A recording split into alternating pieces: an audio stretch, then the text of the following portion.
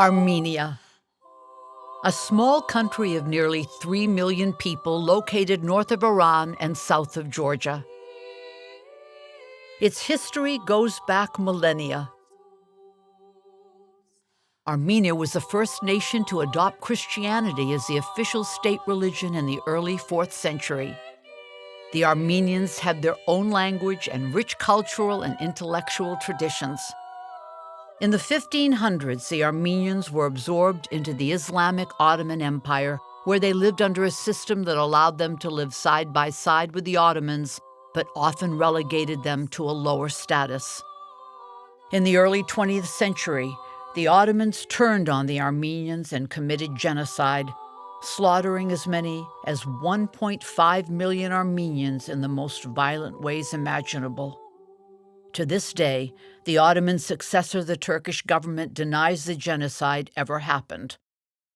Ultimately, a small part of the historic Armenian homeland was absorbed into the Soviet Union, where Armenians lived under communist rule. This land became free in 1991.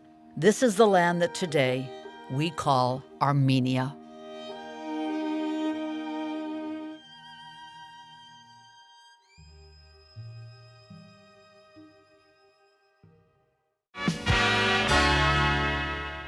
Բարի երեկո սիրելի բարեկամներ։ Այսօրվա մեր հայդակիրն է շատ հետաքրքիր հայդակիրը մուվիի մասին, որ Հայաստանի մեջ նկարահանված է եւ նկարահանված անձը եւ պրոդյուսերը, դիրեկտորը եղած են ոչ հայեր։ Ամերիկացի Արթուր Գոլբերգը, ամերիկացի հրյա Արթուր Գոլբերգը ասենք, որ իսկապես հայրուն է երկու անգամ եղած է Հայաստան, սպանված է 19 օր Հայաստանի մեջ եւ նկարահանած է as հրաշալի մուվին։ Եկեք իրեն հետ խոսենք, պիտի խոսենք անգլերենով։ Mr. Goldberg, we're going to start the interview. We're going to do it in English, obviously, and we'll start the first question.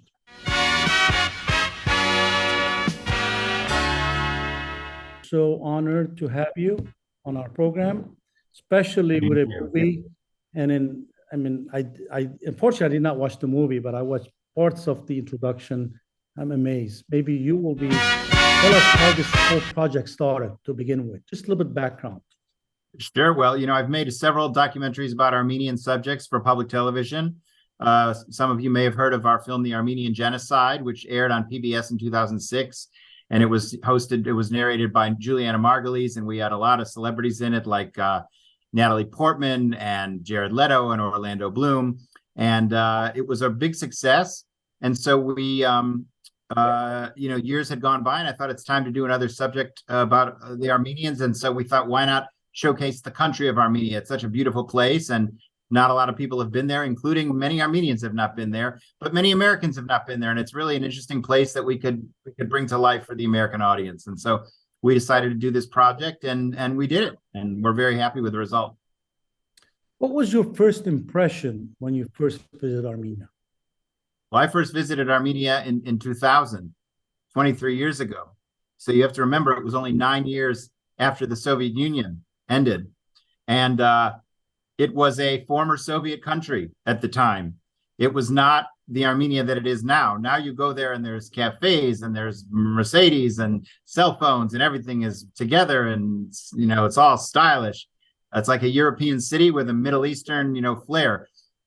Back then, it was a sleepy place. When we went to interview the president, Robert Kocharyan, we got to his building, the presidential house, whatever that is, what it's called, and all the electricity was off, and they couldn't even scan our bags through the X-ray machine, so they had to do it by hand, and they didn't even really know what they were doing. So that's not the Armenia now of today. Now, by the way, we were in a coffee shop just a couple of months ago, and the electricity went out, so it's not perfect, but it's a lot better than it was, and the country's really grown up a lot. So it's been a real stark change to see it really thriving in a very exciting place. Clearly, Armenia changed in the past 30 years. I mean, it was, as you indicated, it was a Soviet republic, took its independence, went through really rough times. Now it's more modernized, it's modern, almost like a European city, and Yerevan and a European country. What do you think is going to happen as we go forward with this modernization and away from the Russia and so forth and that type of thing. It's happening in Armenia more toward the West as opposed to traditional Russian relationship. I mean, I wouldn't claim to be a diplomat, but I have worked in the geopolitical space for many, many years, covering a lot of areas in the Middle East and around the world. It's been what I've done for, the better part of 30 years as a journalist. I think it is imperative, it is required, it is mandatory that Armenia recognize that it is not in a good neighborhood. That, when I talk to Armenians, they talk about their great friendship with Iran and how they go there all the time and the visa requirements are waived or very small.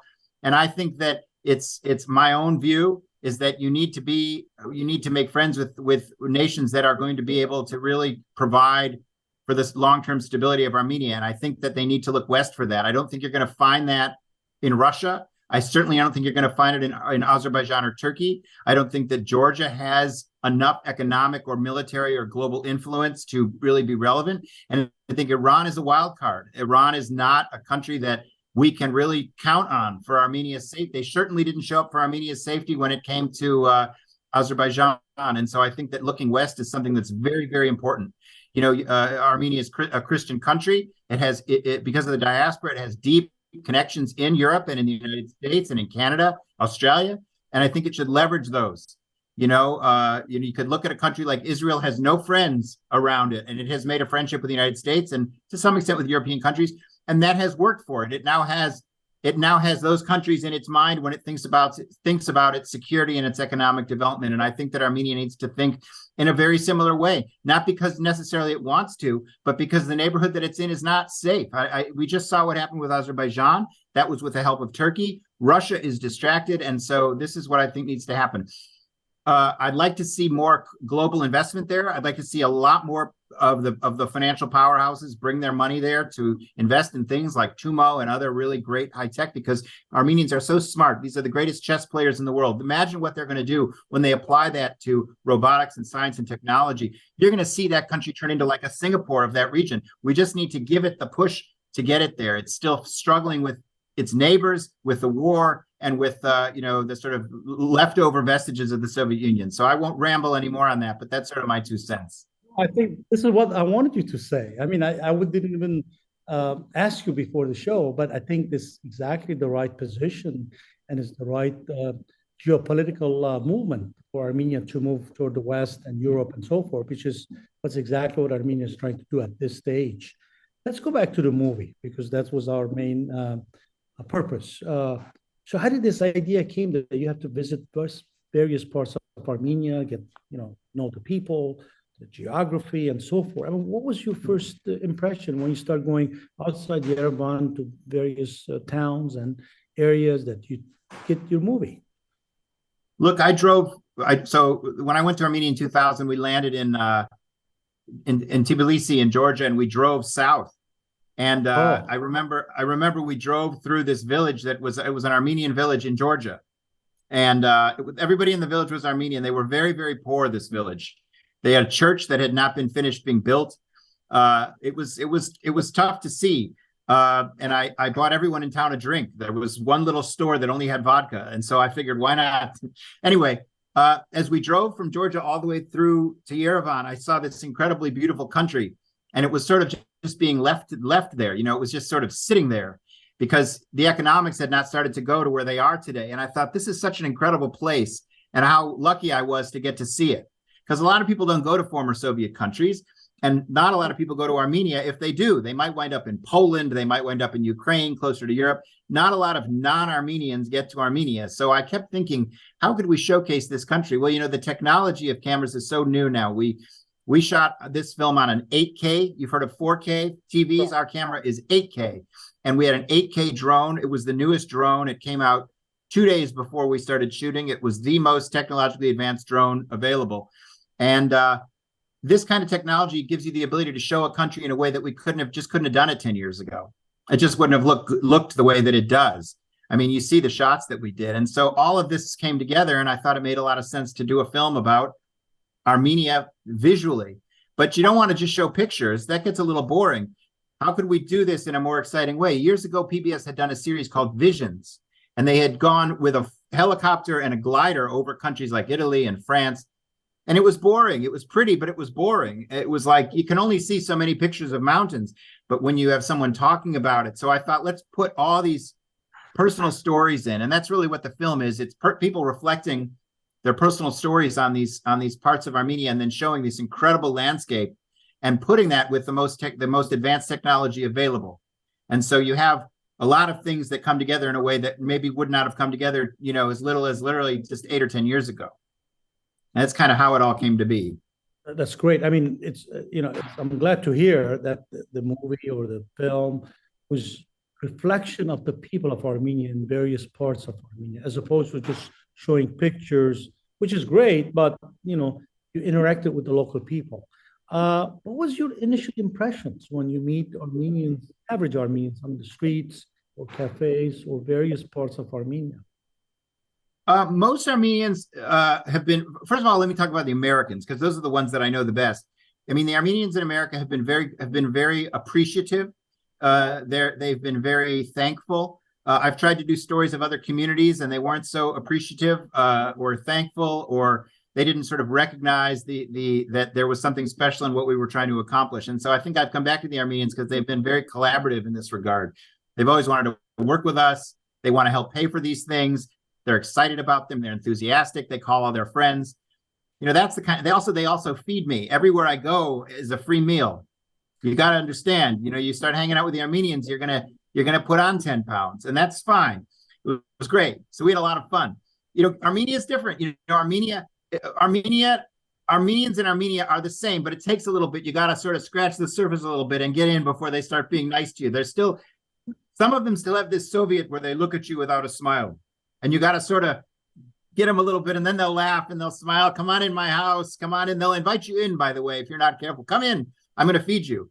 There's a kind of hospitality and warmth, which is really, really nice. We did get yelled at a couple of times. There was one guy at Horvirap who didn't want me to stand on a certain piece of stone or something. He had no real reason for it. And we sorry, we don't want to upset you. I had a couple of those. But I would say 99 out of 100 people that we met with were incredibly warm and kind. And that's what makes making a film like this fun.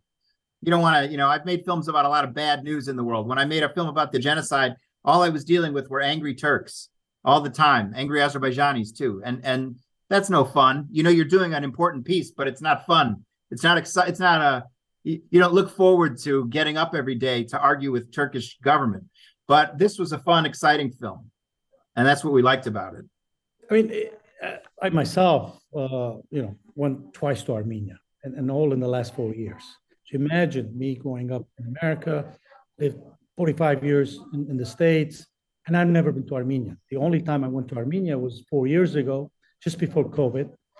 And I felt, at ease. I mean, this is the place I've never been. I don't even speak the same dialect. So they immediately knew, wow, this guy is from diaspora. I mean, he's from America. He's not from here. And it was resistance, as you said. I faced the same thing, a little bit resistance initially. In the streets, people don't smile, just walk like the Soviet type soldiers, But after you scratch the surface, I mean, they were hospitable. Oh, hey, let's have. The food is the main culture of Armenians. Sure. That's always a place to do. And I was amazed by the beauty of the country. I mean, so beautiful. And I'm sure you faced the same thing going there. I mean, you've been there many times, more than me. And twice, just twice. Twice, yeah. I've been there twice. I've just been twice. But all in the last 4 years. And the country changed in the last 4 years. And as you said, moving toward the West is probably the best decision for Armenians to move in that direction. Let's get back to the piece you did. How much time you spent in Armenia doing the filming? So we interviewed about, I want to say 15 or 16 people in the United States. And so those interviews, we interviewed people like Eric Bogosian, Peter Balakian. What Armenian documentary is complete without Peter Balakian? Yeah. Eric Bogosian, Peter Balakian. Are you in Los Angeles? So Araxia Karapetian, Vahe Berberian, Sonam Movsesian, Salpi Kazarian, all people that people in LA will know. Yeah, and then out here, and then the film is narrated by Andrea Martin, who, as many of you may know, her name was Papazian, and she tells the story that her father saw the name Martin on the side of a truck, so he took the name, And then he took the truck. It's a That's great pretty joke. good. It's a great joke. So she's the narrator. We asked the Kardashians, they said no, whatever. But what do you expect? So then we went to Armenia. We were there for 19 days, or no, 20. Anyway, let's say 3 weeks. And we were filming every day, nonstop. And it was a lot of work.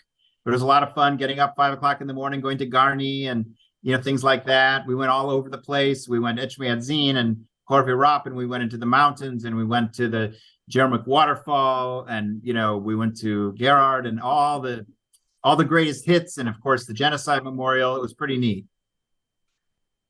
Why don't we take a short break? And when Sure. we come back, we'll try to ask a little bit more questions, and we'll talk more about the piece itself, and we'll see how we end up the show. Sounds good. Սիրելի պայգամներ, գաչ թաթարմը բիդարնենք և բիդի բերատանակ հայդակրին։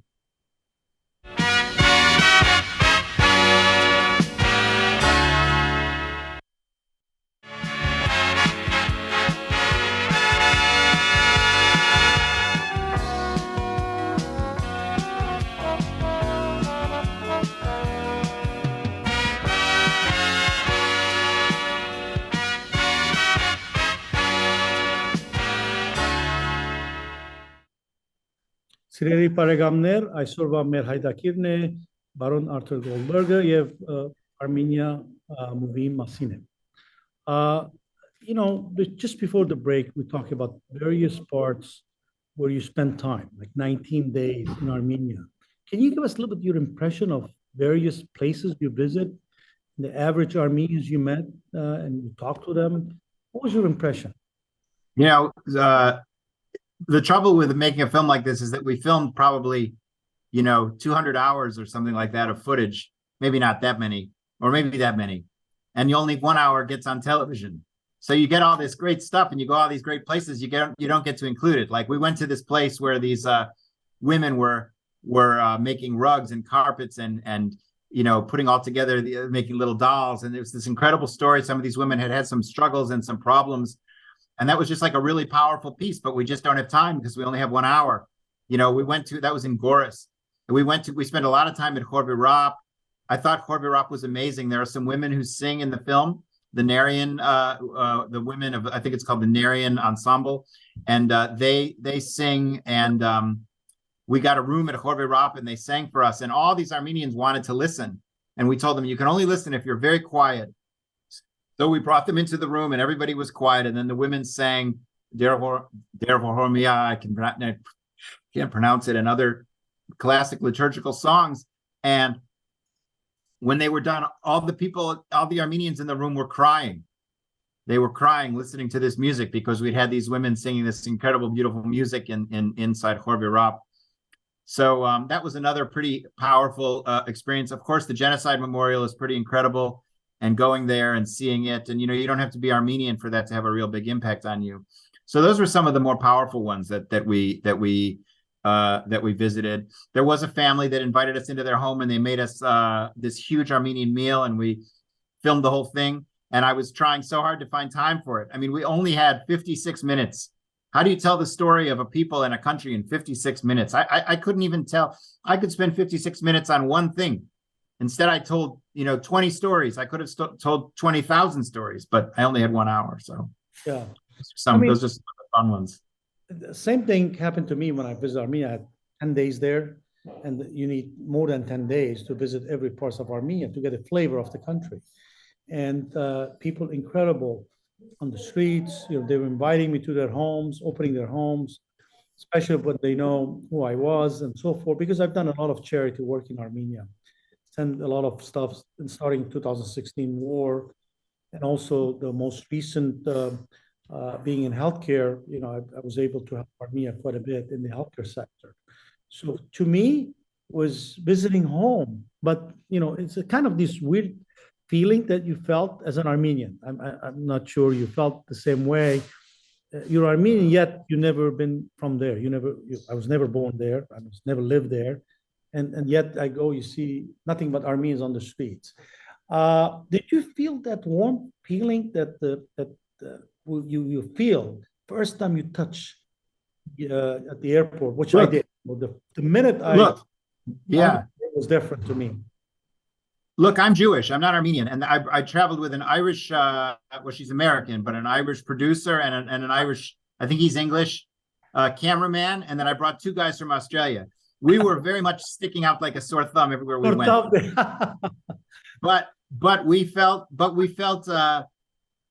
safe, and we felt. I wouldn't say we felt at home, but we didn't feel like big strangers. I kind of felt like it's such a small country. You know, people you feel like everybody knows each other. And in our hotel, I ran into people that I knew. I mean, it was so weird. I don't remember who it was, but someone, I was like, wait a minute, I know you from New York. Isn't that crazy? We were staying in James Tufenkian's hotel, of course, where all the Americans go there. So what do you expect? But, you know, we know James Tufenkian, and we were staying in his hotel, you know. So, no, it was great. It was a lot of fun. And, you know, seeing the country is a lot of fun.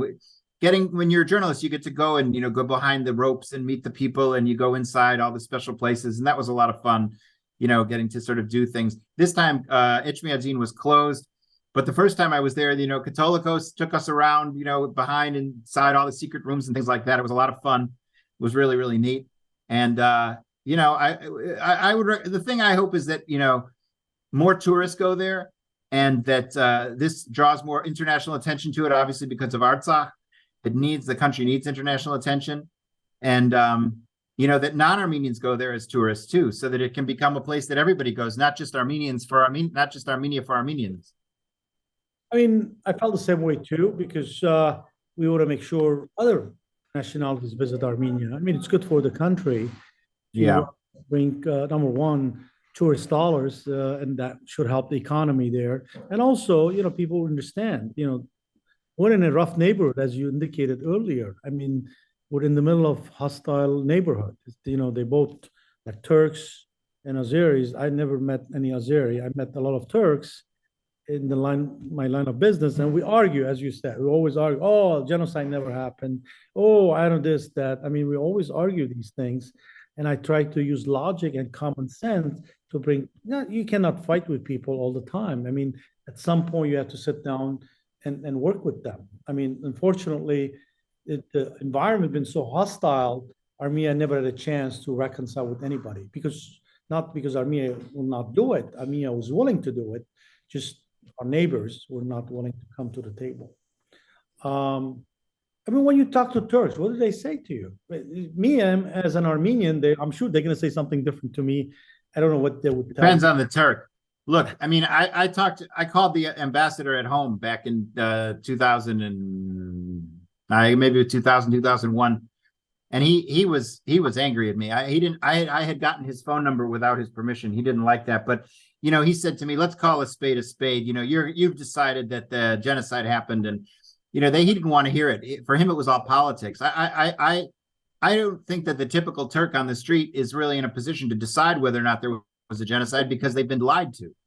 Yeah. So it's like you know, I can go up to a Turkish guy and he can say to me, there was no genocide because his government told him there's no genocide. His school told him there's no genocide. His family, his TV shows, his news reporters. And he's been told that Armenia is a bunch of liars. So why is he going to believe me when he thinks I'm, you know, thinking like with the Armenian perspective? He's not going to listen to me. He's going to think that I'm just making stuff up. That's not the guy who I can really, maybe if I slowly work it over with him. Now, there are Turks in the United States who, of course, know that a genocide happened. Many of them do. You know, like Fatma Muge Gocek over at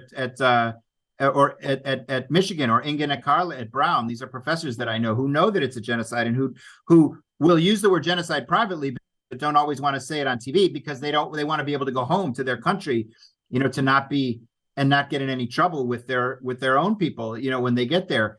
But for a typical Turkish person, unfortunately, they've been lied to for so many years. What are they going to believe? It's like if somebody came up to me and told me, oh, you know, the United States is, you know, I'm making this is a crazy example. You know, the United States is, you know, shoots rockets into space with confetti. I wouldn't believe them, because I've been told, no one ever, you know, like that I would think that was a lie. In that case, that is a lie. In this case, it's the truth. We're telling them the truth about the genocide, but they have no reason to believe that. They think I'm just pulling stuff out of cloth and thin air, and they the Turkish government has, all these lawyers that have contacted me, and I've argued with them. There's one lawyer, I used to just send him these like 6-page insulting emails about how how dare he represent this country. It was unethical to stand, in the face of all this stuff. And he would just send me back these bizarre, strange political answers that I think were just to serve the needs of the government over there. The Turkish government has decided that it does not serve their interests to admit there was a genocide, and they're going to keep their people in the dark forever until they die or are replaced or something. But as it stands right now, I don't see the Turkish people coming to terms with this. It's unfortunate. And the same thing is in Azerbaijan. I've been to Azerbaijan. They believe very one-sidedly that they are innocent people in the whole thing. They believe that land is theirs. Their government is the ones who know the truth, but the people are so filled with propaganda and baloney that they aren't able to come to their own conclusions. Even the sophisticated smart ones, they don't get any information. It's completely blocked off. They don't read the New York Times. They don't know anything that's going on. So, talking to them is like talking to just, someone from the other political party who's just yelling at you. And it's sometimes it was humorous. Listen, you hear the same things from some Armenians about certain issues and subjects, when they're like all the way inside some, situation about a political thing. And I can say, no, Armenia needs to do this. Armenia needs to look to the West. And I'm arguing with someone. I can't convince people who don't agree with me, but when it comes to mass murder, the Turkish government has committed one of the greatest, human rights failure catastrophes in human history. And they won't admit it. And it's just an absolute heartbreaking shame. Let me ask you maybe a philosophical question. You think in our lifetime, we will see a reconciliation between Armenians and Turks and Azeris? One day that's a very big question, and those are two different questions. I think that the Turkish one is if you could get a Turkish government in there that would be softer, we could work toward that with Turkey. I think that what's his name?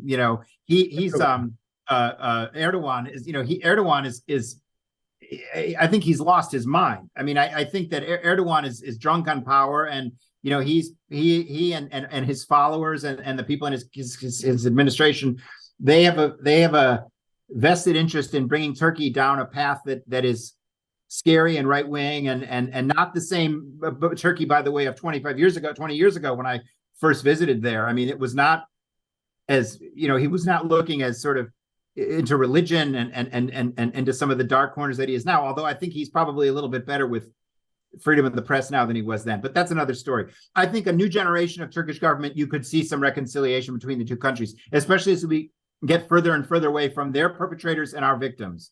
I say our victims because I align with the victims of the genocide the way I do with the victims of the Holocaust, right? Of course. Azerbaijan, I don't know. This is a war. I mean, this was a war that two countries that are both, really, really on opposite ends of spectrum about a piece of land. It's going to be a very, very long time before Armenia is able to, quote unquote, forgive Azerbaijan for basically stealing where they've had a home for thousands of years. That's not something you get over very easily. I mean, they took all the land, they drove everybody off it. They didn't occupy it. They didn't give the Armenians a chance to stay there. I mean, they did nonsense lies, you can stay here. But that's no Armenian in his right mind would stay there, not large numbers of them. That was another human rights violation. That was unacceptable.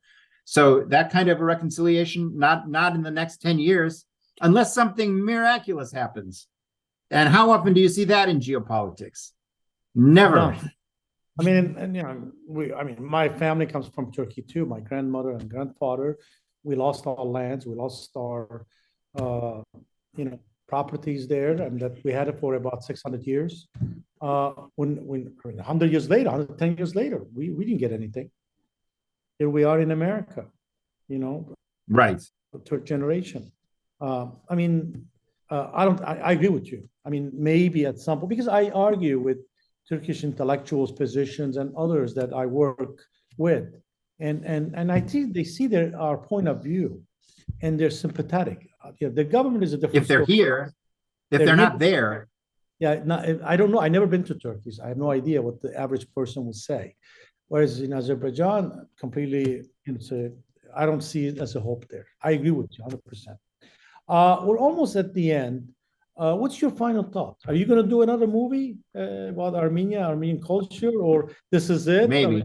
You're No, I mean, listen, I philosophical thought the genocide was it. That was a tough one emotionally to do. You know, I think let's see how this goes. You know, if this goes well, I would always like to do another one. I could do a whole one on Armenian food. I mean, also, does public television want to air them? I mean, I can make movies. I don't know who's going to watch them. Mm-hmm. Public television is, you know, it doesn't have the audience that it used to, and you know, let's hope that let's hope it gets that back. I don't know. I don't see that happening, unfortunately, but I hope it would. I would like it to see that. But I think if we could find a place for it, a home for it, we could do more of these. I think it's important that non-Armenians make these films, and I think that Armenians need to make more films about themselves. I'm surprised that there are not 100 films about the genocide. We have like 10,000 films about the Holocaust. We have so many films about the Holocaust, it's driving everybody crazy.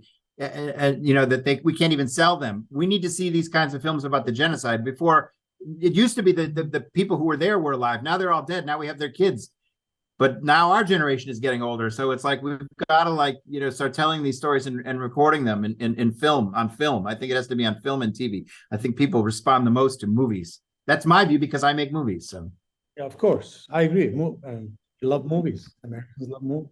That's no question about it. I want to. But I appreciate this. Thank you so much for having me. Yeah. No, go ahead, sorry. Thank you for making movies about Armenians. I mean, amazing. I mean, I was reading it with just before the show, and I want to go and watch your movie wholeheartedly at night. Thank you again, and I wish you well. Thank you. And hopefully you do some more movies about Armenians and Armenian food, as you said. Thank you. You got it. Shad-Shinor Hagalam. Bye-bye. Սիրելի պայգամներ, մեր հայտակիրը կվերջանա, եւ մենք շնորհակալ ենք բարոն Գոլդբերգին, որ ունելու աս հոյարգապ մուվին հայերուն եւ Հայաստանի մասին։ Քիշեր